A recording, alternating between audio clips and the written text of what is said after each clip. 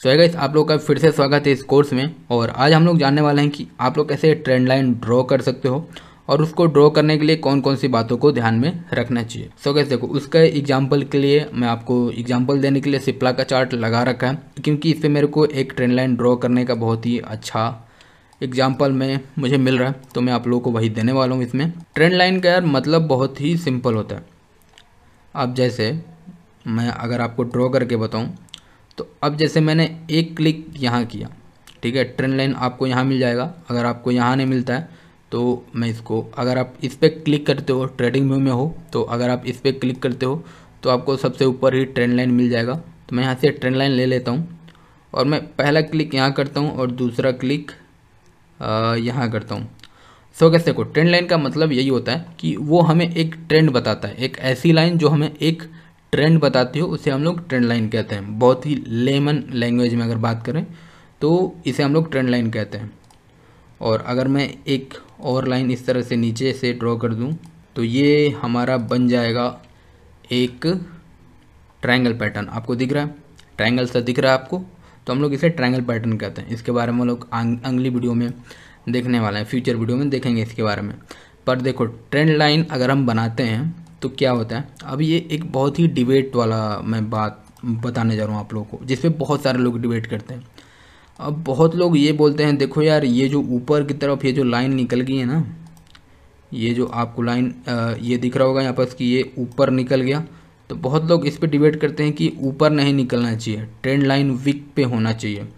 और बहुत लोग कहते हैं कि विक से कोई मतलब नहीं है, बॉडी होना चाहिए। अब जैसे यहाँ भी ये छोटा सा विक निकल गया है और इधर भी आपको देख रहा है कुछ बॉडी बाहर निकल गई हैं, कुछ विक बाहर निकले पड़े हैं। तो आप इसे कैसे फिक्स कर सकते हो? सो गाइस, एक ट्रेंड लाइन ड्रॉ करने से कभी भी अच्छा होता है कि आप एक क्या करो कि आप एक ट्रेंड जोन ड्रॉ करो। तो उसके लिए ये जो पैरेलल चैनल है मैं इसका यूज करता हूँ, और ये भी आपको इधर ही मिल जाएगा, ठीक है। आप इस पर क्लिक करोगे तो यहाँ आपको ये चीज़ मिल जाएगा। तो ये तो गलत हो गया, पर हम इस पर क्लिक करते हैं और हम वहीं अपना क्लिक करते हैं ऐसे, और हम ऐसे क्लिक करते हैं और इसको थोड़ा सा ऐसे बढ़ा देते हैं। तो अब इससे क्या हुआ, तो अब हमें कोई भी कुछ नहीं बोल सकता, क्योंकि हमने क्या किया कि हमने ऊपर वाली बॉडी भी टच हो रहा है और जो विक बाहर निकल रहा था अब विक भी बाहर नहीं निकल रहा है। तो आपको इसीलिए एक ट्रेंड लाइन ड्रॉ करने से अच्छा है कि आप एक ट्रेंड जोन ड्रॉ करो, वो ज़्यादा अच्छा है। तो अगर मैं वही एग्जांपल मैं यहाँ करके दिखा दूँ आपको, तो ये चीज़ मैंने ऐसे किया और मैंने ऐसे एक इसे बॉडी बना दिया, तो ये हमारा क्या हो गया कि हमारा विक भी कवर हो गया, बॉडी भी कवर हो गया। तो अब आपको इस पर डिबेट नहीं करना है क्या क्या सही है क्या गलत है, हमें बस इससे मतलब है कि पैसे कौन सी चीज़ से बनता है। हमें पैसे बनाने से मतलब है, पैसे चाहे लाइन से बने, चाहे विक से बने, चाहे बॉडी से बने, उससे हमें कुछ भी फ़र्क नहीं पड़ता है, ठीक है। अब मैंने, बहुत लोग बोलेंगे कि ये कैंडल मैंने ऊपर क्यों छोड़ दी है। सो कैसे देखो, ये कैंडल इसलिए ऊपर छोड़ दी क्योंकि ये निकल गया। अगर मैं इस कैंडल को पकड़ूँ इस तरह से, तो आपको दिख रहा होगा कि बीच में ये जो हमारा पॉइंट टच हो रहा था, ये एक मिनट, तो जो ये हमारा पॉइंट टच हो रहा था अब ये टच नहीं हो रहा है। अब इनकी सिर्फ वीक ही टच हो रहा है और ये भी टच नहीं हो रहा है। तो अगर मेरे को एक कैंडल ज़्यादा इम्पोर्टेंट नहीं है मेरे लिए इम्पोर्टेंट है कि मैं कितने कैंडल टच कर पाता हूँ। तो अगर मैं इसको थोड़ा सा नीचे कर दिया तो मेरा यहाँ भी टच हो रहा है, यहाँ भी टच हो रहा है, यहाँ भी टच हो रहा है, जो छूट रहा था। तो एक ट्रेंड लाइन सही तरीके से ड्रॉ करने के लिए, या एक सही ट्रेंड लाइन हम लोग उसी को बोलते हैं जिसमें सबसे ज़्यादा टच पॉइंट मिले। टच पॉइंट अब क्या कहलाता है, अब ये जो है ये यहाँ टच कर रहा है तो इसे हम लोग टच पॉइंट कहते हैं। मतलब कि एक ट्रेंड लाइन एक कैंडल स्टिक से जहाँ जहाँ मिल रही है उसे टच पॉइंट कहते हैं। अब ये एक टच पॉइंट है, ये एक टच पॉइंट है, यहाँ आपको कई सारे टच पॉइंट मिल जाएंगे, ये एक टच पॉइंट है और ये एक टच पॉइंट है। और नीचे की तरफ देखोगे तो आपको एक यहाँ टच पॉइंट मिल जाएगा, एक यहाँ मिल जाएगा, एक यहाँ मिल जाएगा, और भी ऐसे बहुत सारे यहाँ मिल जाएंगे। तो ये सारे क्या हो गए, हमारे टच पॉइंट हो गए। तो अगर आपके ट्रेंड लाइन में जितने ज़्यादा टच पॉइंट हो वो उतने ही वैलिड ट्रेंड लाइन, या आप उसे उतना ही यूजफुल ट्रेंड लाइन बोल सकते हो, ठीक है। तो हमने ये जान लिया कि ट्रेंड लाइन का क्या मतलब होता है, कि मतलब कोई लाइन हमें एक ट्रेंड दिखा रही है उसे हम लोग ट्रेंड लाइन कहते हैं। और एक सही ट्रेंड लाइन कैसा होता है कि हमारा विक भी कवर हो जाए, बॉडी भी कवर हो जाए, तो हम लोग उसे एक सही ट्रेंड लाइन बोलेंगे। तो हमने ये भी देख लिया। अब ये मैंने एक इसे पैटर्न बना दिया, पर ये ज़रूरी नहीं है कि यही सिर्फ ट्रेंड लाइन ऐसे यूज में हो। और जो एक गलत है, जो लोग इसे गलत तरीके से मान लेते हैं, अब मैं आपको वो दिखा देता हूँ कि देखो, अगर कोई ऐसे एक स्ट्रेट लाइन ड्रॉ करता है, कुछ ऐसा, ठीक है, मैं सिर्फ ये एग्जांपल के लिए आप लोगों को बता रहा हूँ कि अगर कोई मान लो कोई ऐसे लाइन ड्रॉ करता है और ऐसा ही लाइन कोई नीचे के साइड भी इस तरह से ड्रॉ करता है, ठीक है, तो क्या ये भी एक ट्रेंड लाइन है? तो इसका आंसर है नहीं, ये कोई ट्रेंड लाइन नहीं है। अब अगर कोई लोग ऐसे ड्रॉ करते हैं तो उसे ट्रेंड लाइन नहीं कहेंगे, इसे सपोर्ट एंड रेजिस्टेंस कहेंगे। सपोर्ट, ये नीचे वाले को हम लोग सपोर्ट कहते हैं, क्योंकि ये स्टॉक ऊपर गया और नीचे आया, तो अब इससे नीचे नहीं आ रहा है तो हम लोग इसी पॉइंट को सपोर्ट कहेंगे। अगर ये मान लो ये यहाँ पर आके फिर इस तरह से घूमता तो हम लोग इस पॉइंट को सपोर्ट कहते हैं, पर ये ऐसा नहीं कर रहा है, ये यहीं से घूम रहा है तो हम इसे सपोर्ट कहेंगे। और इसे रेजिस्टेंस कहेंगे क्योंकि ये यहाँ से फिर नीचे आ जा रहा है, मतलब ऊपर इससे तोड़ के ऊपर नहीं जा पा रहा है। अगर ये ऊपर निकल के रहता तो हमारा रेजिस्टेंस ये होता, पर ये नहीं निकल पा रहा है तो हमारा यही एक रेजिस्टेंस है। तो नीचे वाले को सपोर्ट कहते हैं, ऊपर वाले को रेजिस्टेंस कहते हैं। अगर कोई ऐसे स्ट्रेट लाइन अगर खींचे तो उसे सपोर्ट रेजिस्टेंस कहते हैं। आप इसे कभी ट्रेंड लाइन से कंफ्यूज मत होना कि इसे भी हम लोग ट्रेंड लाइन कहते हैं।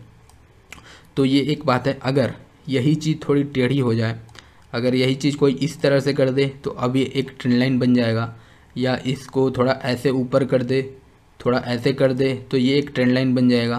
क्योंकि अब ये क्या, क्योंकि ये चीज़ अब हमें क्या दर्शा रही है कि ये हमें एक अप ट्रेंड दिखा रही है, या आपको ऊपर की तरफ दिख रही है जाती हुई, तो ये अब हमें एक अप ट्रेंड की तरह दिखा रही है, तो अब ये हमारे लिए एक ट्रेंड लाइन हो जाएगी। सो गाइस, यही कुछ छोटे छोटे चीज़ें थी जो आपको कभी भी कंफ्यूज नहीं होना है सपोर्ट, रेजिस्टेंस और ट्रेंड लाइन में। तो आई होप आप लोगों को समझ में आ गया होगा कि एक परफेक्ट ट्रेंड लाइन ड्रॉ कैसे करी जाती है।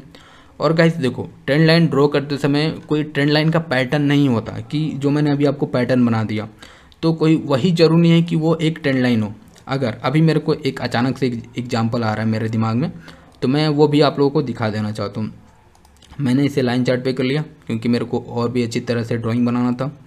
तो मैं क्या कर रहा हूँ कि मैं इस तरह से एक ट्रेंड लाइन मान लो मैंने ड्रॉ कर दी, आई मीन सपोर्ट अभी तो है ये, पर हम लोग इसे कैसे ट्रेंड लाइन कह सकते हैं वो मैं अभी आप लोगों को कुछ देर में दिखाने वाला हूँ।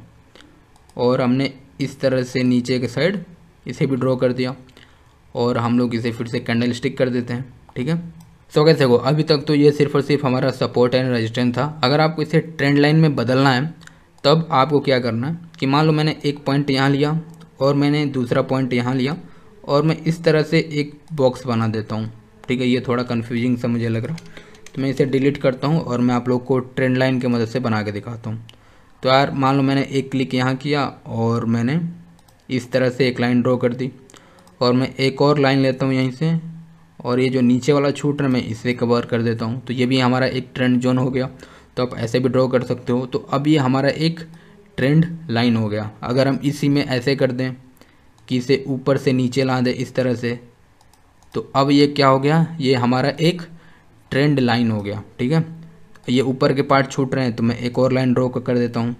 एक मिनट, ये एक गलत लाइन ड्रॉ हो गई, तो हम एक और लाइन लेते हैं यहाँ से और इस तरीके से हम ऊपर से अगर ड्रॉ कर दे इसे, तो ये भी एक हमारा ट्रेंड जोन हो गया। तब आप देख रहे हो आपने एक, तो अब ये सपोर्ट रेजिस्टेंस नहीं कहलाएगा, अब ये चैनल हो जाएगा।